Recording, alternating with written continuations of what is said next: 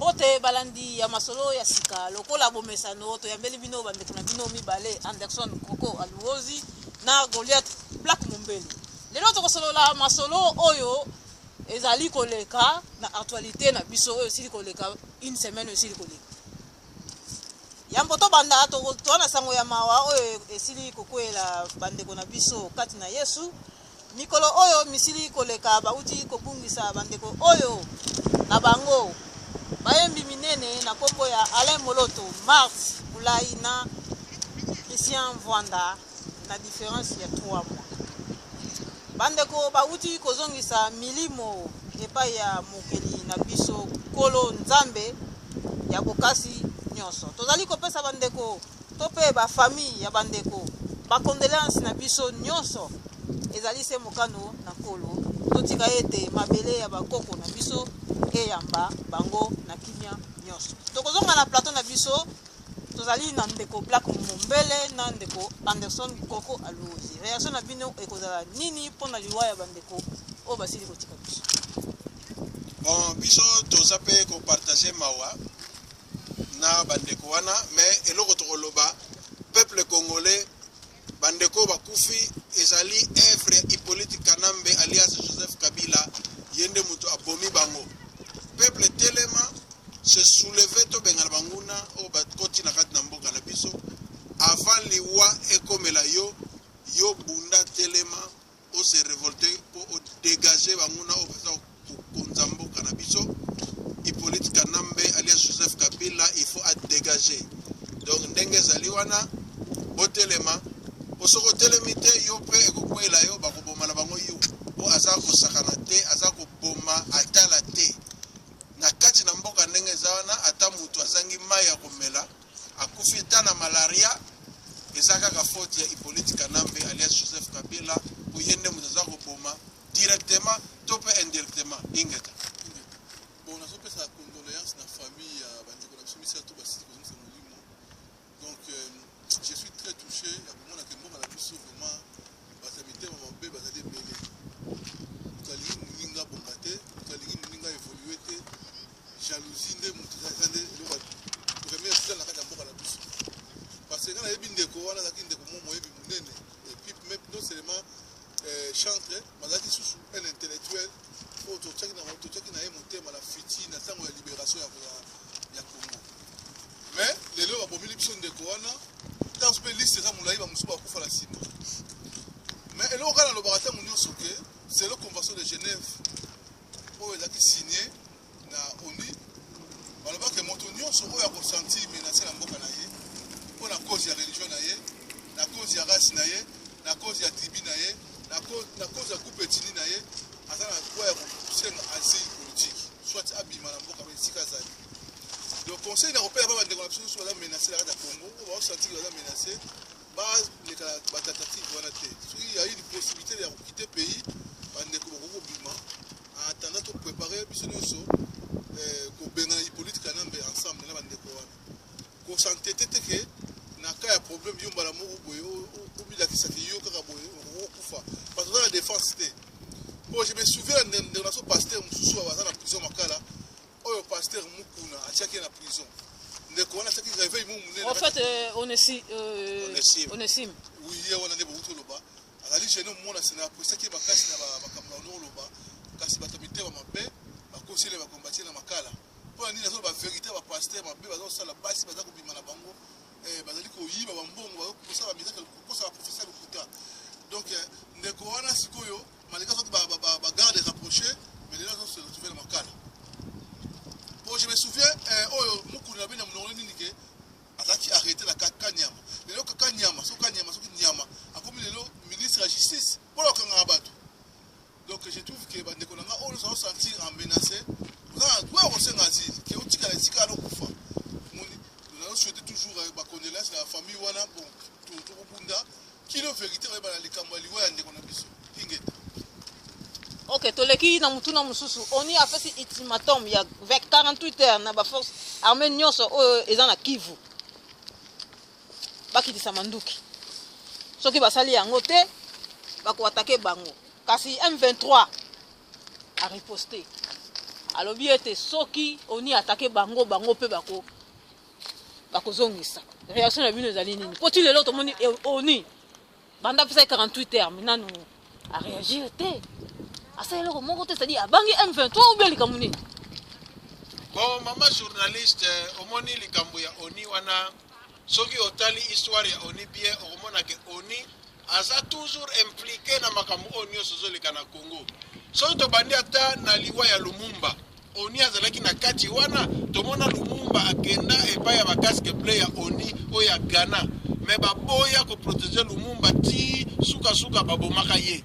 Donc oni nenga aza wana eza nango na cadre kaka ya balkanisation ya Congo yango baza wana po c'est la plus grande mission des Nations Unies au monde. 17 000 hommes plus 3 000 hommes baye na brigade intégrée mais okomona oni wana baza na bango na banganda bazobina malewa baza kobima na bana basi ya mike ba pédophile kosakana te oleba kende kobunda kuna bazo kobunda te likambo bayela na Congo ezali po ba balkaniser Congo. Donc bango baza na kati ya plan wana soki tomoni na bamboka mususu ndenge oni a intervenaka mais si basala ki yango na kati na Congo. Mais pourquoi baza kosala yango te qui est M23 est égal ya Kanambe est égal ya Kagame eza eloko moko oni nenga ye wana aende ko faciliter bango po bakabula mboka na biso eloko biso peuple congolais to kosala to se soulever to bengana Hippolyte Kanambe na gouvernement wana si bato bengana oni wana pe na mboka na biso ingeta ndeko langa journaliste oni ayela asali bambula mingi na Congo donc bazali koteka ba matière première na biso na mboka na biso bakoteka ba coltan bakoteka ba diamant biloko belebele baza kosala ngo komema na mboka na bango. Donc pour la ngai na nyusu tuone yo sabe ali ba G pour la calmer biso to espoir moko boye nzoka na sport ezate oni wana zaka ye moko ka politique là mais bazali bango bazo participer là tadi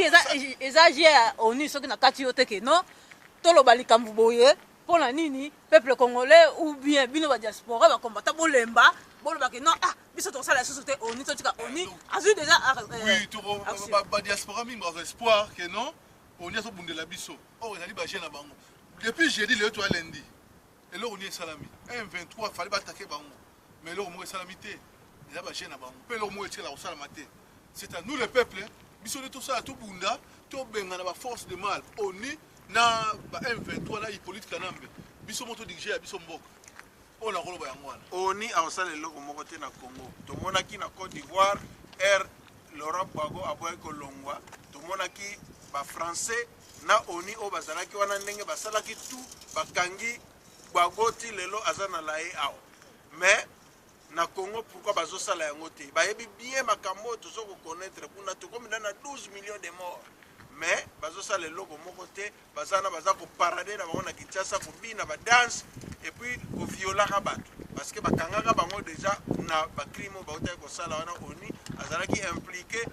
na ba vente ya ba coltan azalaki impliqué na ba viol ya ba mineur na kati na Congo wana. Donc ndenge zali wana oni pe azape impliqué na ba vente ya minduki pe lisusu na kati na Congo wana. Donc tokoki kotia espoir na unité biso moko peuple congolais nde batu il faut to bunda po to libérer mboka na biso inget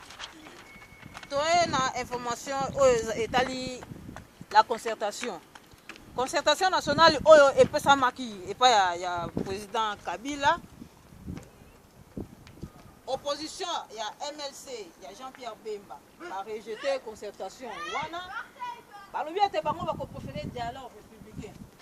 républicain te bakisi lisusu ete soki ba réviser constitution ya mboka bango bakoyebisa peuple congolais azwa mboka na ye na maboko. Réaction na bino ezali nini? Bon biso réaction na biso ezali ke na kati na Congo MLC nenga boye eloko wana asali bien tokondiba te ke tokende to dialogue na mutu lokola Hippolyte Kanambe.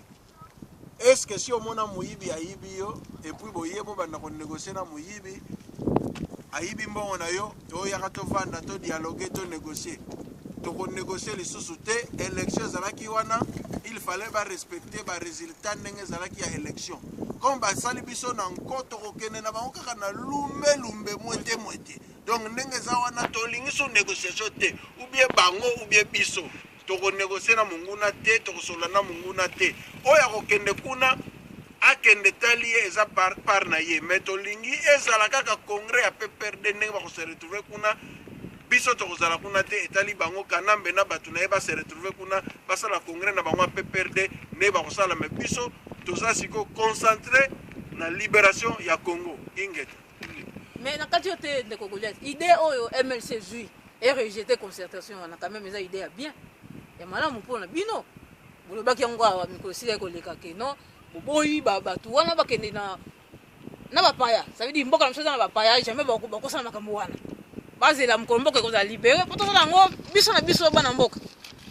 quand même eza idée malamu MLC a rejeté concertation wana. Oui, ndeko na ngai journaliste oui eza idée malamu fo yeba malamu ke parti wana ya Jean-Pierre Bemba baza bakomba na mboka bayebi pas ce peuple donc soki barejete yango eloko na kosenga na bango kaka ke bamettre yango en pratique ozomona babanga eloko te babanga mondoki te babanga baintimidation te mpe bazala corrompi na $100 000 oyo te baprometaki bango donc soki kozala ndenge wana na kosepela mingi ozomona pourquoi pas ezala IDPS pourquoi pas ezala bato nyonso baboya makambo wana moni ezali badécision moko satanique diabolique mpona kozwa mboka koteka yango mpona ya koteka mboka ozomona donc na encourage bango bandeko na biso wana baza na kisasa so bakosala yango vraiment je serai d'accord avec na badécision na bango bazwi wana mais batia yango nde bamettre en pratique ezala maloba te bakende te voilà kaka ndenge balobaki na bango bakende na parlement te batiaki tembe bakende na parlement tala ndenge basili sikoyo donc ero oyo tozoloba na bango bokende te un homme averti en vaudé po peuple azotala bino oyo nyonso akokolabore kaka na monguna toyebi sor na ye ndenge kosuka na kati ya Congo wana ingeti na conseil ya sécurité oyo ya ONU babengisaki baministre ya RDC na baministre ya Rwanda bakomi kuna baministre ya RDC il fallait baloba baya parce que batu bayaki poto na bango situation mboka na bango baye ole baloba situation mboka na bango que non on est attaqué par le Rwanda soki pendenge nini mais non baye bakena bango ko prosterner liboso ya makolo ya ministre affaires étrangères ya Rwanda bokoloba nini mama journaliste likambo wana na banzi na ba oyo bazolanda ba information président Pareko monsieur Norengwanda a expliqué qu'il y a déjà bien battu nyonso ba comprendre ki biso eloko tokoki kosala kaka ezali ko appuyer dans ce sens là que bino moko bomoni réaction ya délégation ya Congo ya Hippolyte Kanambe donc ezolakisa clairement que président ya Congo ezali nango Paul Kagame et que Hippolyte Kanambe azana ye kaka lokola mwa gouverneur moko boye batia wana donc marionnette penda ya marionnette comment bino boza agressé ba ennemi na bino bangwana boke ko se prosterner kuna bozo bondela bango mais boza même pas ferme contre batu oyo baza ko agresser mboka na bino donc elakisi nango mascarade nyonso tu wana bajena bango bazosala entre Kagame na Hippolyte Kanambe alias Joseph Kabila donc peuple congolais amoni c'est clair batu de asi balobeli makamango donc c'est sans commentaire. Maman journaliste là on a comment peuple comment on a pas preuve que bande ko la biso ba congolais ba liko humilier ou soit ba ko sa baisser devant ba ministre devant ministre la dame wana ya Rwanda ou ya Tutsi parce que ba témoin ya mona kina kata oni bazali comment ba humilier devant cette femme de cela que ça déjà que mboka na biso ya dirigé ba Rwandais et puis je crois pas que président ya Congo Hippolyte Kanambe président Congo yali Kagame yé muta dirigé à Congo ouais pourquoi vite mona kiango na Londres na Oxford Kagame yaki ba biso ba Congolais to telemi bambi ba maki mais Kagame siliki kozonga zongi boye mais akende ko attaquer biso na Kivu ouais wana nyonso eza ba preuve na ebite peuple congolais azolinga ba yele so ba preuve nini jour le 30 juin même roi ya ba belge zelaki na défilé wana o bazala ba organiser na Congo mais ba retarder yango de 2 heures du temps pour nous Paul Kagame akomaki te comment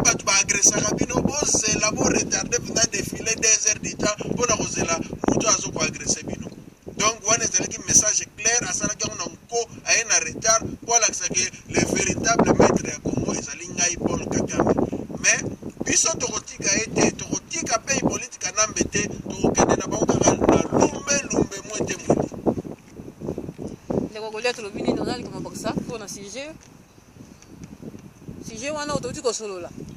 non mais si nalobi déjà ndeko osala kuti koloba nyonso donc mpona nga nalika babakisa te c'est-à-dire peuple ye moko amoni sikoyo ke mboka na biso ya dirige na barwandais c'est-à-dire eza sikoyo kama peuple bana ya pa ya peuple sikoyo biso tokosoutenir bango na bafinancièrement mais kasi tokosenga peuple atelema kuna na kisasa tokoyede bango tokotika peuple te peuple fo atelema ayebake no mboka na biso eza kodinda mokolo mosusu tokozanga mboka il faut peuple atelema collaboration na biso awa biso tokoyede bango tokosalisa peuple na biso leo na koloba ya mwana ok toke na mutuna mosusu le 2 août oyo euti koleka 2013 ezalaki date moko ya monene mpo ya libération ya Congo na mboka barwandais bino bauti koloba Congo eza occupé mais sikoyo libération yango quand est-ce que Congo yango ezalaki libéré mpe ekomi lisusu na maboko barwandais ndeko nanga Congo ezalaki libéré oui ntango papa na biso monsieur Laurent Désiré Kabila libéré Congo apesaki ordre ke tosukisa batusi esalamaki kasi ntango papa na biso naki papa azalaki mayele mingi azongisaki barwandais nyonso na mboka na bango kaka yautaki kasi abosanaki moko oyo abengi na kombo hipolitika nambe yango sikoyo selo ngai sikoyo nayebi te nazo raisonne na ntango nyonso koadopte mwana ya bato mosusu eske yaka malamu to mabe oyo eza motuni otuni pepe congolais parce que on adopté mwana maza toujours mwana te un jour on monter au coup est-ce que Laurent Désiré Kabila adoptaka Kabila ou bien aza mwana na ye propre c'est ça azali tusi jamais pour tout akobota tusi na mokili esalama jamais lokola ye se retrouve na ndako na ye c'est yango wana tobenga adoption nde todoptaka bambwa avant adopte ne mbwa na place ya tusi na place ya hipolitika na me fai kozava ne mbwa ye aza guerreur azwi mbwa mosusu ota elongi ya hipolitika na bekala ntango ayaka na ye azalaki ndenge wana babilongi bambwa so mama oza baimage wana bafoto tia omona elongi ya bambwa mpe mbwa nanga ndako azaka elongi wana te hipolitika na besete cher ye nde papa na biso Laurent Désiré Kabila abosanaki ye yango na nsima libération tozwaki na ntango ya papa Laurent Désiré Kabila 98 so na bonne mémoire na 98 na nsima ta baye koboma ye mboka ye kosokosuna na mboka barwandais bana na 2001 voilà nga noko na koloba wana ezalaki mpenza motambo donc ndobo mpenza oyo ekangaki mpenza Laurent Désiré Kabila parce que esprit wana oyo ndenge alobaki na peuple congolais atelema peuple congolais atelemi atumbi barwandais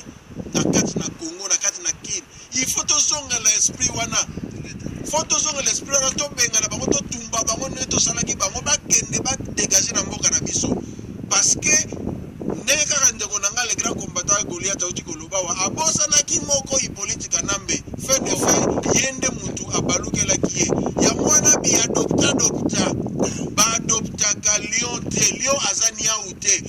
lion soki oadopte akoli mokola koyoka nzala akobanda na kolia yo ava banolia bato ya libanda yango moni abandaki nano na père adoptif na ye nsima nde lelo tozokomona baale boloto bato nyonso tu basebeya baarba tungulu donc azokontinue kosilisa peuple congolais bandeko bozela te komela bino c'est le moment où jamais tose révolter tobengana banguna mboka na biso ezala libéré po tokoka kovivre bien esprit wana oyo ndenge ezalaki na le 2 août wana yango esengeli tozala nango lelo tobanda kobengana bango nyonso tu parce que bayefili tinaka biso deja makasi ye moko hipolitika nambe sikoyo akomi président ya Sénat tuti polonais kengo otala kuna Kamere otala kuna Zuberwa otala kuna oyo nani Bisengimana Charles donc barwande donc bakote tina niveau moko ke peuple congolais et comme lokola cancer soki tona lokolo bakataka lokolo wadona mingi tozali kambo ya kokata bato wana kodégage donc oyo ekoya eya ekomi likambo ya kokata kobengana bango balongwa bafika mboka na biso ingetinge Kabila auti kosigner la nomination de 136 généraux mpe alongoli bamosusu ya kala okoloba nini po tomoni na kati ya nomination yango quand même les congolais bilongi na biso bacongolais mpe bakombo ya bacongolais komasa bino kolobaka armée na biso eza na maboko ya barwandais sikoyo bacongolais wana journaliste ye moko hipolitika na mandat formation militaire ngai selomani na yebi ke hipolitika na bakendaka na chine te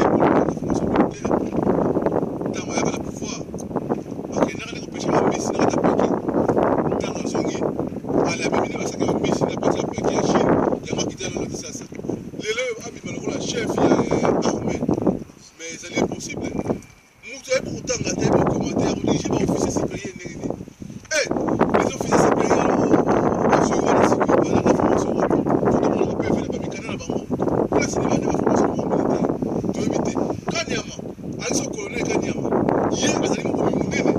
bâtiment général, et vous savez, c'est que moi je sais que moi la vie occupée. La douane, il y a des généraux, tous les généraux rwandais, se passer le droit de moi la partout, dans la frontière, dans la douane, dans partout. Comment si quoi à ce baba généraux, nous sommes sur les alliés, on va le couper pour la question de donc, pour ça on a la salle. Or, les vrais généraux, on va nous diriger directement sur les Rwandais. Donc, pour la mort des mascarades,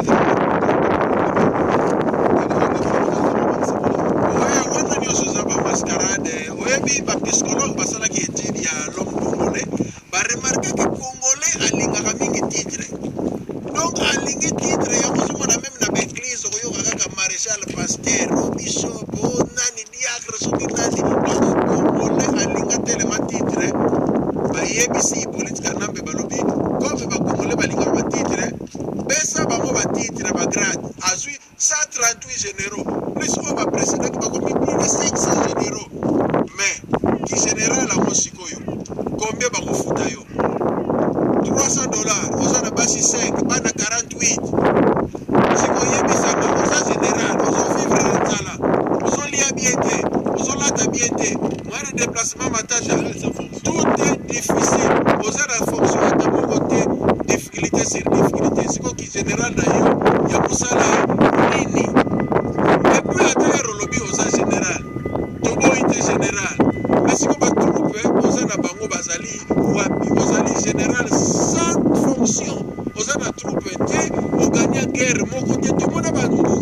gagné la guerre, pour nommer au général, et c'est d'abord, il faut, on a là, au armée. De deux, il faut gagner la guerre, c'est comme 300, 500 généraux, mais en guerre de Congo, on gagne la guerre, wapi, atabino mo balandi. Nous les combattants ou bien RD Congo Info. Oui, mais ça biso, les généraux wana nyoso oyo ba nommé wana ba gagner guerre wapi. M23 bozo ko benga na bango te. Lelo tozo kende bitumba bande banda ba Rwanda bozo ko benga na bango te. Tomona na Mali awa mutu oyo abenganaki Amani Toumani Touré azalaki capitaine. Azalaki même pas général. Tomoni na Guinée Dadis Camara azalaki pe kaka capitaine a réussir ko bengana président oyo azalaki na place azui pouvoir mais bino sikoki général na bino ba waya moko boye ba général a carton bozokoka te soki bokangi politique nambe bokangi ye bokangi na ba Rwandais oyo baza pembeni na ye neto kopesa bino ba vrai grade siko ya ba général ne bozana pona biso ba combattant boza ba likili ya pamba likili pena donc bozana grade moko moni ba document moko te bola na ba école militaire voilà bola kisa biso ba tam si boza bino ba congolais te bola bino ba ivoirien bola bino ba zimbabwéen ba tout ça bino moko ba tie bino wana même mutu lokola Kanyama ndeko nanga neti Kanyama général a commis ya kobomaka ba étudier na Kinshasa ya kobomaka population akende kobunda kuna na este abenga akangela biso Roger Lumbala akangela biso Runiga akangela biso bato M23 nyoso to mona pena que no général yeyo auti kobunda aganye bitumba na ville boy bino bokanye bitumba nili ba bozala bino ba mwako pale donc eloko moko de agressivité moko ezate soki boza ba général solo kasi bozwa kasi pouvoir na Congo na leka na RDC lo ba bandale lo politique nambe demi de fonction au comme prisonnier mbala moko bo pendre publiquement ozuna au pouvoir peuple ko soutenir na yo mais bozo ko sala ngote bozo ko misaka jenaja boza na mapika te boza na minduki te boza 500 personnes mobimba na ba salaire atala akati bino te bandeko général Kanya akuti kolongo abengisi ba diaspora abiki kokita te bino il n'y a pas un problème on a un problème na bino te ya sambela kana na chrétien on a un problème na bino te soki bokita bokoma nde na mboka botosane mibeko ya mboka général Kanyama ya nani nationalité ezaka nini na ndimi mpe ezaka congolais ibaka azaka motu soki ya kota Angola kuna soki na mboko so nini mpe na yebi te ya mboka ngo ozokopala azaki ya nani mpo abala biso ke bosonga ya komi nani tokoba koboma na bango nyonso omoni balikili wana lokola kanyama nayebi kutu te titre yango ki général bazopesa ye mais ye moko ayebi toyebi ndako na Bruxelles na Belgique na mwasi na bana zela paradaka na yo ndenge ozokoparade na Kinshasa wana kiwayawaya nozosala wana me mokolo ezali tokokanga yo boye na maboko tokobanda na yo epuis tosukisi na balikili nyonso tu wana bauti konome wana 500 mobimba wana me boyeba yango ke peuple congolais abikisaka bato ya deuxième république mais cette fois-ci bino kobika te tozala bino kaka lumbe moeteke. Ok, sikoyo tokende na information internationale na Brazzaville général Dengwe alobi ete bakoboma bazairoi oyo nyonso bakokulune na mboka na bango Congo Brazzaville. Réaction na bino ezani? C'est pas la première fois. C'est pas la première fois que Brazzaville va Congola Brazzaville va passer à Bisomabe. Bana biso na kala. Na yebi ngai na no fokate ba bichingo bila mingi na mona bibembe mingi no bano Congolais. Ba no bo biso ba sayiwa. Yo ezala mote likambo lelo. Ba comme ça Congolais ba la souini. Ils nous aiment pas simplement. Parce que les gens ils sont les politiques na ba la pouvoir te. Ba ba tu les soumis à base de ba ko c'est pour le pouvoir. Donc pour la ngai do pour la comme on ngai likambo la lobité ezala mo première fois te. Et na sapela leçon ko pesa été ba sa tu ba ko sala. Mais baye bango bien que ce Congo la biso ezaka occupé oya bango pe mboka un jour bakozanga yango et comment pas toucher un jour so ba ele biso te un jour mboka la bango pe toucher bakoboto ba organiser commencer na Brazzaville wana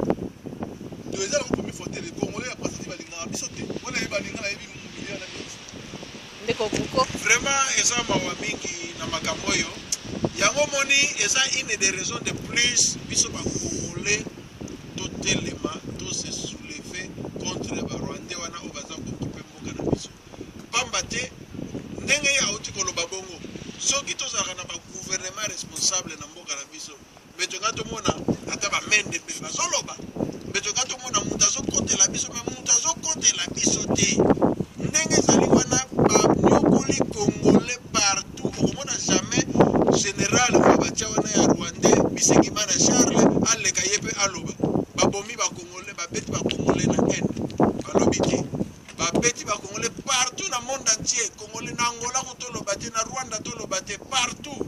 mais tozomona ta général mo ya Congo azoloba te yo congolais na kati ya Kinshasa soko bundika kana libanais général aye akoteli na ye libanais bazuyo mwana mboka nde bakonyokola donc ndenge tozali abandonné à notre triste sort. Il faut tout mise en charge biso moko to bengana banguna wana so tolobika tozela gouvernement irresponsable ba miyibi wana ya Kanambe bakosala eloko moko te bakoboma congolais partout bakoloba ba boma ba ndenge batiki ba mama mitakala na Congo Brazzaville nyoso tu wana muta ko kotela biso azate do na minute ekomi sikoyo sauf kipe congolais tosangana to libérer mboka na biso so tosali gouvernement na biso oyo kozala makasi bato wana nyonso bakorespecte biso me na minute oyo eza lokola mwana etike azangi papa azangi mama moto nyonso akomondela yo eza bongo soki tomizwi en charge te tose dirige biso moko tobanda kolelaka kaka boye ndenge alobi boye me ndenge abotani ndenge tobanda kokutana ye na barshe degendar na kitambo jena ndenge ozoyebanga lisusu eza mawa mingi yoka zane Congo Kinshasa wana mpenza nayebi mpenza bien te me nga nayebi seri wana ere azalaki ambassadeur na Congo Zaire seri wana na Congo Kinshasa nadaye komona ye jena ndenge nga nadaye komona ye azalaki nde mutu ya baambiance toyebaki yo na rythme baambiance chez Degendar wande kozanga te ndenge lelo yo komi baboma bazairwa wana bakuluna toboyi te eza droit na yo za mboka na yo biso toza bana etike tozobunda mpona mboka na biso tokotika te ata bazonyokola biso na barwandais baza koviole kuna baza kotika bama mitakala na Congo Brazza mpe ndenge moko problème eza te mais un jour tokose libere na biso kaka tosengi kaka na président Sassou tala pe situation wana pamba te tozo comprendre te jenini politique nambe soki pa côté déjà na bato tozo comprendre pété po makambo ezalaka te makambo batuti basala ka koma biso na biso ba bantu tokomi ko sala yango tozo comprendre te donc on a vu que le peuple congolais c'est dans le malheur qu'on reconnaît les bons amis na tango toza tango pasi tozo ebana na za ami na biso na za munguna nani apesa biso lipa nani alingaki biso nani aboyaki biso donc peuple azomona attirer ma conclusion ingeta c'est-à-dire ndenge ba utulo ba ke congolais a de responsabilité ya mboka na ye na maboko po tozomona yango okomona congolais ke na Angola même chose bazonyokola biso ah poto ne tozalaka poe même chose tokoza so ba poso misusu ba africain belé mais omona ka so bato batali congolais ah c'est pas na biso te lelo Brazzaville ndenge moko sikoyo tozotika mboka na biso ekende lobi sikoyo soki tozangi mabeli tokola tokovandaka wapi awa balingaka biso te bamboka nyonso parce que tozovivre yango tozomona yango tokoki kobomba yango te kasi mona mama te nayoki kolela nao ndenge olobi vraimen epesi ngai mawa likambo olobi wana balingaka biso te partout eza kaka bongo omoni même na basile toza bandeko mingi baosenga basile bacentre d'asile donc ngai na ndeko nanga kala te tobalonga etala bandeko mingi bana bacentre mpe bomona image tokosala bacentre mona baza kopesa mikanda mpa bato baekolo mosusu mais congolais azokokoka na poto te congolais ozosali siri ya régularisation yango na bacongolais baprofitaka mais mokanda ya normal basoka te balingaka biso te konyokola biso basije kutala mingi wana mama aza mokonzi tokosolo nde babotolaka bana bacongolais nde basaka mpe nyonso ezaka na motu na biso toza peuple moko toyebi so ngambo nini tomema mpa ya nzambe mpe so ngambo nini tomona mokili bavile ya biso ezomarche malamu te sikoyo eloko agrave so eya koleka wana toza na boyokani te entre nous toza na bolingo te se regina mituna ngai tokosala sikoyo na bolingo entre nous mpona kokombatre babinemi na biso bakongolais balingaka biso te tosala biso kutu bakongolais nyonso ya monde toyokola tolobela langage moko tosala moko so tosimbali biso sikoyo je trouve que banguna bayokisa masoni mama journaliste banguna bayokisa masoni soki lelo tola unité osomona so lelo tola unité banguna bayokisa me lokwa toza bokoka bwana po mosu totonga po mosu alingi ninga mbeba po mosu alingi boye banguna bia bazamona boyokani te tike toprofite donc na basi mama naloba yango mpe une fois soki toza na unité te banguna baprofite kokola biso yango babato mosu mpe baonyokola biso ok ndenge ntango biso tolobaka congolais ezala toujours na unité na yo yango wana tozosala force na bino ndeko koko na biso ozala likambo kobakisa likambo na unité ndenge kaka toza koloba yango atuka congolais amilingi te toza komona bokabwani mingi koyinana kimotema mabe ebandi nanu na baeglise ndenge moko okomona na kati ya ville bato baza 500 me baza na 45 église okomona na bamusicien ndenge moko oyo azwi oyo na groupe na ye après oyo akomi kaka kofinga kaka moto oyo apesaki ye lipa lobi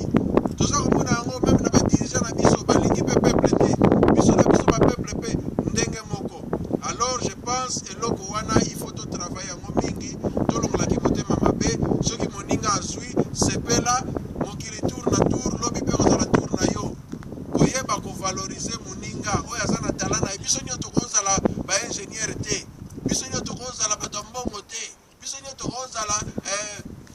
bapauvre mpe te donc mutu na mutu aza na place na ye oyo nzambe atiela ye toza lokola nzoto mosusu aza mosapi mosusu aza lisu mosusu aza lokolo mosusu aza libumu mosusu aza monoko donc eza ndenge wana c'est dans l'unité nde tokoyeba kokende liboso kolibere mboka na biso mpe kozonga la dignité ya l'homme congolais ndenge ezalaka kala na ba 1960 bandeki korespecte congolais azokende na Afrique du Sud médecin congolais azokende na Afrique du Sud koaider basud africain mais lelo c'est l'inverse congolais nde akoma kokende koluka ngunda na Afrique du Sud congolais akoma koya na poto awa mpona koluka mwa lipa congolais akoma kokende na Congo Brazzaville ti ndenge tozomona nde bazosala peuple congolais na niveau ya Brazzaville